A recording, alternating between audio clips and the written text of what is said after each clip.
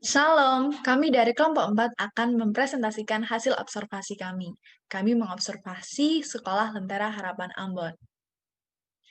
Kelompok kami beranggotakan Iren Asima Situmorang, Jelita Jennifer, Triksi Manupesi, Lovelin Tania Gloribogia, Pauline Parulian Ambarita, dan Cynthia Yulia Rahmawati.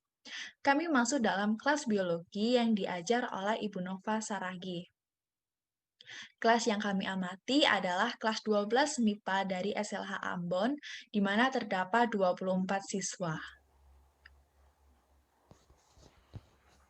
Perkembangan kognitif. Yang pertama adalah perkembangan kognitif menurut Jean Piaget. Jean Piaget merupakan seorang psikolog yang berasal dari Swiss yang berkecimpung di dunia psikologi perkembangan anak. Piaget dalam teorinya menjelaskan bahwa selama perkembangannya manusia mengalami perubahan-perubahan dalam struktur berpikir yang semakin terorganisasi, dan suatu struktur berpikir yang dicapai selalu dibangun oleh pemikiran yang sebelumnya. Di sini Piaget mengatakan bahwa semakin hari manusia mengalami pertumbuhan intelektual. 4 faktor yang mempengaruhinya adalah yang pertama kematangan fisik, yang kedua adanya pengalaman dengan objek-objek fisik, yang ketiga pengalaman sosial, dan 4 ekuilibrasi. Kata kunci yang sering ditemukan ketika mempelajari tentang perkembangan kognitif menurut Jean Piaget adalah yang pertama ada pola. Pola atau skema merupakan paket-paket informasi yang masing-masing dari informasi tersebut memiliki hubungan dengan suatu aspek kimia termasuk objek, aksi, dan konsep abstrak. Yang kedua asimilasi, yaitu proses penggabungan informasi baru ke dalam pola-pola yang sudah ada. Yang ketiga akomodasi, yaitu pembentukan pola baru untuk membentuk informasi dan pemahaman yang baru. Yang keempat operasi, penggambaran mental tentang aturan-aturan yang terkait dengan dunia. Yang kelima struktur kognitif, kerangka berpikir individu yang merupakan kumpulan informasi yang telah didapatkan. Lalu yang keenam ada equilibrium atau keseimbangan antara pola yang digunakan dengan lingkungan yang direspon. Tahap-tahap perkembangan kognitif menurut Jean Piaget. Yang pertama, tahap sensori motor, yaitu biasa pada umur 0 sampai 1,5 tahun, di mana di sini bayi masih menggunakan pengalaman-pengalaman indranya. Lalu yang kedua, ada tahap praoperasional 1,5 sampai 6 tahun. Di sini yaitu terjadi pengembangan bahasa. Yang ketiga, tahap operasional konkret, yaitu umur 6 sampai 12 tahun. Di sini terjadi dalam mengoperasikan angka. Dan yang keempat ada tahap operasional formal, yaitu umur 12 tahun ke atas. Di sini anak sudah mulai boleh berpikir abstrak. Hasil observasi mengenai perkembangan kognitif dari siswa kelas 12 SLH Ambon. Yang pertama, kami melihat bahwa siswa mampu mengemukakan arti dari pembelahan meiosis dan mitosis dengan benar. Di sini kami melihat hasil observasi kami bahwa siswa mampu mengemukakan arti dari istilah-istilah yang mereka temui dalam kaitannya pembelajaran biologi. Lalu, selanjutnya siswa mampu memberikan penjelasan perbedaan pembelahan meiosis dan mitosis serta letak pembelahan meiosis dan mitosis tersebut. Di sini siswa sudah mampu mengkaji lebih dalam lagi, tidak hanya mengetahui apa itu definisi pembelahan mitosis dan meiosis, namun mampu membedakan keduanya, lalu mampu membedakan letak dari pembelahan tersebut. Lalu selanjutnya siswa mampu mengimplementasikan pengetahuan tentang pembelahan mitosis dan meiosis dalam kaitannya ketika terjadi kelainan yang terdapat pada adanya anak kembar. Nah, di sini siswa sudah mampu mengkaji lebih dalam lagi ketika melihat adanya anak kembar. Nah, di sini mengkaitkan bagaimana anak kembar itu boleh terjadi dengan pembelajaran pembelahan mitosis dan meiosis ini. Lalu selanjutnya siswa mampu menganalisis mengapa terjadinya anak kembar dalam kaitannya dengan pembelahan. Nah, di sini siswa sudah mampu menganalisis itu. Jadi mereka mampu menganalisis bagaimana problema dalam kehidupan sehari-hari itu, yaitu adanya anak kembar itu terjadi ketika mereka mempelajari mitosis dan meiosis. Lalu selanjutnya siswa sudah mampu dalam menyimpulkan dan memaknai pembelajaran tentang pembelahan mitosis dan meiosis. Nah, di sini selain mereka sudah mampu mengetahui dan mempelajari mitosis dan meiosis ini, judul besar yaitu pembelahan mitosis dan meiosis, namun mereka sudah mampu juga untuk menyimpulkan dan memaknai pembelajaran tersebut. Nah, dengan melihat hal praktik langsung atau hal-hal dari keseharian langsung, mereka lebih mampu memaknai pembelajaran tentang meiosis dan mitosis ini dengan benar. Yang berikutnya adalah aspek perkembangan emosi. Apa itu emosi? Menurut Santrok, emosi adalah suatu perasaan maupun afeksi yang melibatkan suatu campuran ataupun gejolak fisiologis seperti denyut jantung yang cepat dan perilaku yang tampak, misalnya senyuman maupun ringisan. Aspek emosi memiliki pengaruh yang sangat besar terhadap perilaku anak di masa depan. Hal ini didukung oleh pernyataan Harlock yang menyatakan bahwa peran keluarga di awal kehidupan seorang anak memiliki pengaruh yang besar terhadap masa depannya. Nah, di dalam hal ini, yang memiliki pengaruh sangat besar disebutkan adalah pola asuh. Ada beberapa tipe pola asuh yang umum menurut Baumrind. Yang pertama, pola asuh otoriter atau otoritarian, di mana orang tua cenderung hanya menuntut anak untuk melakukan apa yang dikehendakinya tanpa memberikan kesempatan bagi anak tersebut untuk mengungkapkan pendapat ataupun mengekspresikan dirinya. Yang kedua, permisif, di mana orang tua cenderung membiarkan anak bersikap semaunya tanpa memberi arahan yang tegas kepada anak tersebut. Yang ketiga, mengabaikan. Dalam hal ini, orang tua cenderung sangat mengabaikan anak. Apapun yang tindakan yang dilakukan anak tersebut, orang tua cenderung tidak peduli dan tidak memberi perhatian kepada anaknya. Yang keempat, pola asuh demokratis, di mana pada pola asuh ini, orang tua cenderung memberikan arahan yang menuntut agar anak tersebut taat kepada arahan, tetapi tetap memberikan anak tersebut kehangatan, dukungan, dan penerimaan yang positif. Nah, di dalam observasi yang kami lakukan terhadap kelas 12 IPA di Sekolah Lentera Harapan Ambon, kami mengamati beberapa aspek perkembangan emosi siswanya. Yang pertama dalam domain penerimaan. Kami melihat bahwa peserta didik telah memberikan perhatian, adanya rasa antusias, dan bertanya kepada guru karena mereka merasa tertarik dan ingin menggali lebih banyak lagi ilmu berkaitan dengan materi yang sedang diajarkan oleh guru. Dalam hal ini kami telah melihat bahwa siswa telah aktif bertanya apabila mereka kesulitan dalam memahami materi yang sedang diajarkan. Yang kedua dalam domain penghayatan nilai. Kami melihat bahwa siswa telah aktif menjawab dan memberikan respon yang terkadang berupa candaan yang membuat suasana kelas berubah menjadi suasana kelas yang hidup dan gembira. Kami juga melihat bahwa sebagian besar siswa telah memiliki motivasi dan bertindak sesuai nilai yang mereka anut, memiliki simpati kepada orang lain, dan juga tertarik dengan apa yang guru ajarkan dan lebih menghargai diri mereka sendiri. Dan dalam bidang karakterisasi dengan nilai, kami melihat bahwa sebagian besar siswa sudah memiliki disiplin dan hidup sesuai ajaran agama.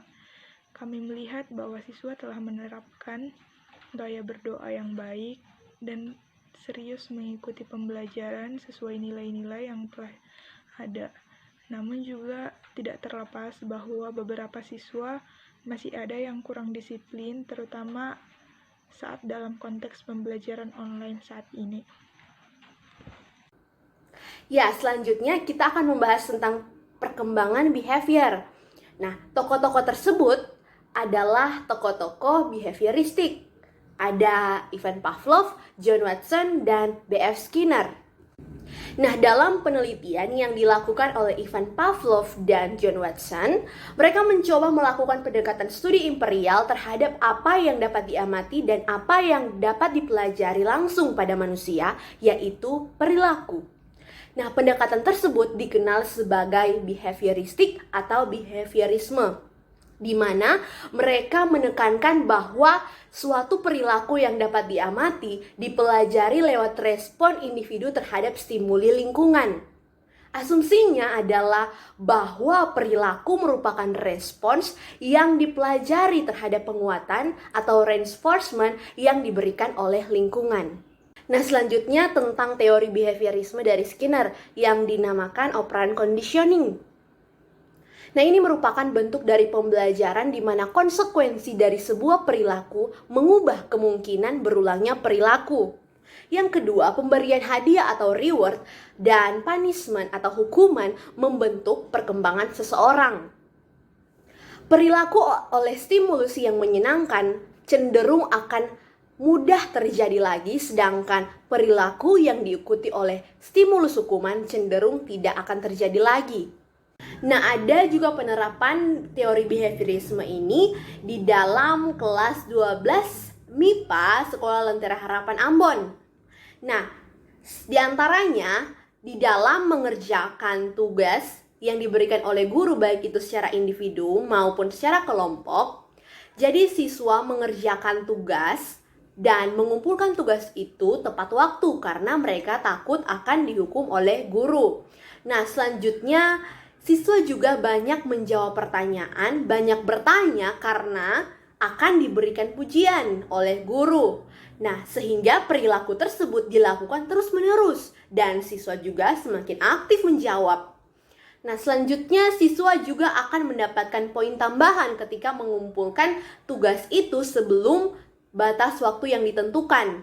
Jadi ada poin tambahan yang akan diberikan oleh guru. Nah, tentunya ini akan jadi motivasi mereka untuk mengumpulkan tugas lebih cepat, tetapi guru juga memperhatikan kualitas dari pekerjaan mereka. Selanjutnya, ada perspektif Alkitab. Dari ketiga perkembangan tadi, kami mengambil beberapa ayat yang kami jadikan sebagai perspektif Alkitab, yaitu yang pertama, dalam perkembangan kognitif, kami mengambil dari Ulangan 6 ayat 7, yang berkata, haruslah engkau mengajarkannya berulang-ulang kepada anak-anakmu, dan membicarakannya apabila engkau duduk di rumahmu, apabila engkau sedang dalam perjalanan, apabila engkau berbaring, dan apabila engkau bangun. Yang kedua, dari perkembangan emosi, kami mengambil dari Yakobus pasal 1 ayat 19-20 yang berkata, hai saudara-saudara yang kukasihi, ingatlah hal ini. Setiap orang hendaklah cepat untuk mendengar, tetapi lambat untuk berkata-kata dan juga lambat untuk marah. Ayat 20, sebab amarah manusia tidak mengerjakan kebenaran di hadapan Allah. Dan yang terakhir, dalam perkembangan behavior, kami mengambil dalam Roma 12 ayat 2 yang berkata, janganlah kamu menjadi serupa dengan dunia ini, tetapi berubahlah oleh pembaruan budimu, sehingga kamu dapat membedakan manakah kehendak Allah, apa yang baik, yang berkenan kepada Allah, dan yang sempurna. Baik, selanjutnya kita akan membahas tentang problem isu yang terjadi di kelas IPA di SLH Ambon. Seperti yang kita ketahui bahwa dalam pembelajaran online ini memang tak jarang kita mengalami kendala, entah itu kendala jaringan, lingkungan yang kurang kondusif, maupun device yang kurang memadai. Sama halnya yang dialami oleh siswa di SLH ini. Yang pertama adalah keterbatasan device, di mana tidak seluruh siswa memiliki device yang memadai, sehingga hal ini mengharuskan mereka untuk saling bergantian dalam penggunaan device, misalnya seperti laptop dan handphone. Dan ada juga siswa yang tidak memiliki device untuk mengikuti PJJ ini, sehingga mengharuskan mereka untuk meminjam, entah itu saudara, tetangga, maupun teman, sehingga mereka tetap bisa mengikuti pembelajaran ini. Selain itu, kendala mereka juga adalah jaringan, karena di daerah mereka sangat sulit untuk mendapatkan sinyal. Sehingga pembelajaran lebih banyak dilakukan secara asinkronus. Dan sekolah pun menerapkan sistem di mana hanya 1 kali pertemuan tatap maya dalam 1 minggu. Lalu yang kedua adalah siswa yang kurang aktif, di mana hal ini dapat kami amati ketika observasi. Ketika observasi, kami menemukan bahwa siswa itu cenderung pasif ketika sesi tanya jawab. Mereka masih harus ditunjuk untuk menjawab pertanyaan diajukan.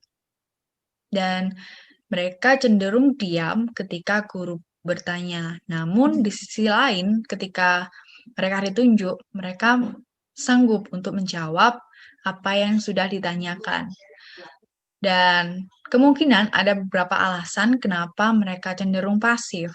Misalnya seperti tipe belajar mereka yang tidak cocok pada saat pembelajaran saat itu. Lalu ada juga karena mungkin mereka masih ada rasa ragu untuk menjawab.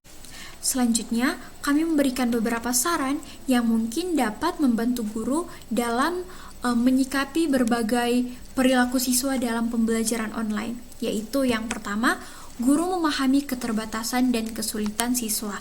Nah, apalagi dalam pembelajaran online ini, pasti banyak keterbatasan, pasti banyak kesulitan yang harus dihadapi oleh siswa. Nah, di sini guru harus berusaha untuk mengenali setiap keterbatasan siswa, yaitu misalnya keterbatasan perangkat, keterbatasan jaringan, kendala-kendala seperti itu memang tidak bisa dihindari, tapi guru bisa memberikan solusi dengan memberi video pembelajaran atau merecord pertemuan sinkronus supaya setiap siswa yang mengalami kendala seperti itu bisa tetap mengikuti pembelajaran.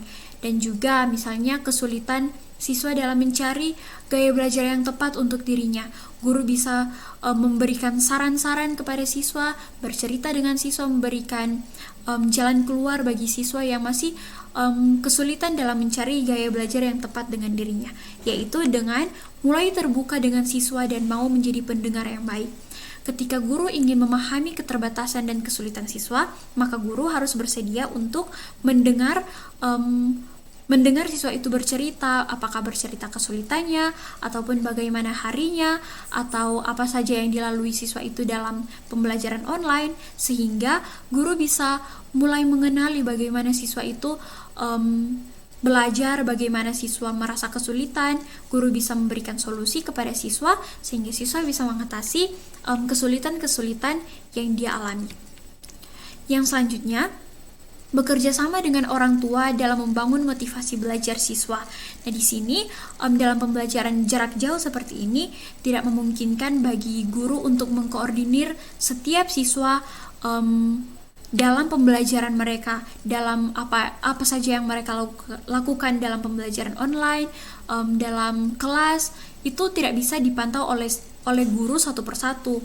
Oleh karena itu, guru bisa bekerja sama dengan orang tua, mungkin untuk memberikan motivasi, untuk mendorong, untuk memberikan nasihat kepada siswa, sehingga siswa bisa lebih aktif, lebih fokus, dan lebih serius dalam pembelajaran. Dan yang terakhir, mengkaitkan pembelajaran dengan perspektif Alkitab, sehingga siswa tidak hanya memiliki pengetahuan sejati, melainkan pengetahuan yang siswa bisa memiliki pengetahuan yang berfokus pada Kristus. Nah, berikut daftar pustaka, yaitu referensi yang kami gunakan dalam menyusun materi-materi kami yang kami buat dalam bentuk presentasi ini. Sekian presentasi kami, terima kasih dan Tuhan Yesus memberkati.